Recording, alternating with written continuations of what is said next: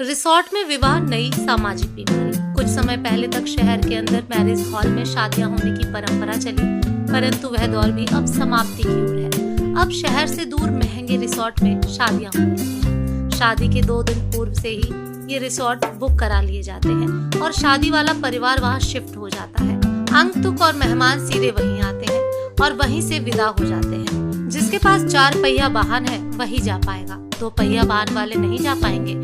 बुलाने वाले भी यही स्टेटस चाहते हैं और वह निमंत्रण भी उसी श्रेणी के अनुसार देता है। 2-3 तरह की श्रेणियां आजकल रखी जाने लगी हैं। किसको सिर्फ लेडीज संगीत में बुलाना है, किसको सिर्फ रिसेप्शन में बुलाना है, किसको कॉकटेल पार्टी में बुलाना है और किस वीआईपी परिवार को इन सभी कार्यक्रमों में बुलाना है। इस निमंत्रण में अपनापन की भावना खत्म हो चुकी है। सिर्फ मतलब के व्यक्तियों को या परिवार को आमंत्रित किया जाता है। महिला संगीत में पूरे परिवार को नाच गाना सिखाने के लिए महंगे कोरियोग्राफर 10-15 दिन ट्रेनिंग देते हैं। मेहंदी लगाने के लिए आर्टिस्ट बुलाए जाने लगे। मेहंदी में सभी को हरी ड्रेस पहनना अनिवार्य है। जो नहीं पहनता उसे हीन भावना से देखा जाता है, लोअर कैटेगरी का मानते हैं। फिर हल्दी की रस्म आती है। इसमें भी सभी को पीला कुर्ता पजामा पहनना अति आवश्यक है। इसमें भी वही समस्या है, जो नहीं पहनता उसकी इज्जत कम होती है। इसके बाद बर निकासी होती है। इसमें अक्सर देखा जाता है जो पंडित को दक्षिणा देने में 1 घंटे का डिस्कशन करते हैं, वह बारात प्रोसेशन में 5 से 10 हजार नाच गाने करवा देते हैं। इसके बाद रिसेप्शन स्टार्ट होता है। स्टेज पर वरमाला होती है। पहले लड़की और लड़के वाले मिलकर हंसी मजाक करके वरमाला करते हैं। आजकल स्टेज पर धुएं की धुनी छोड़ देते हैं।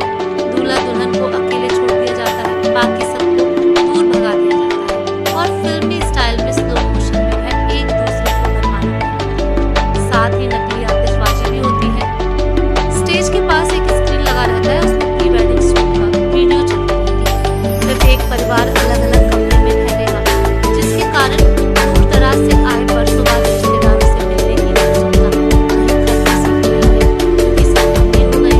पैसे वाले हो गए, मेल मिलाप और आपसी स्नेह खत्म हो गया। रस्म अदायगी पर मोबाइल से मिलाए जाने पर कमरे से बाहर निकलते हैं।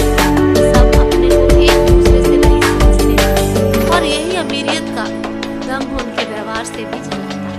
कहने को तो रिश्तेदारों की शादी में आए हुए होते हैं, परंतु अहंकार उनको यहाँ भी नहीं छोड़ता। वे अपना अधिकांश समय करीबियों से मिलने के बजाय अपने अपने कमरों में ही गुजार देते हैं। हमारी संस्कृति को दूषित करने का बीड़ा ऐसे ही अति संपन्न वर्ग ने अपने कंधों पर उठाए रखा है। मेरा अपने मध्यम वर्गीय समाज बंधुओं से अनुरोध है, आपका पैसा है, आपने कमाया है, आपके घर खुशी का अवसर है, खुशियां मनाएं, पर किसी दूसरे की देखा देखी नहीं। कर्ज लेकर अपने और परिवार के मान सम्मान को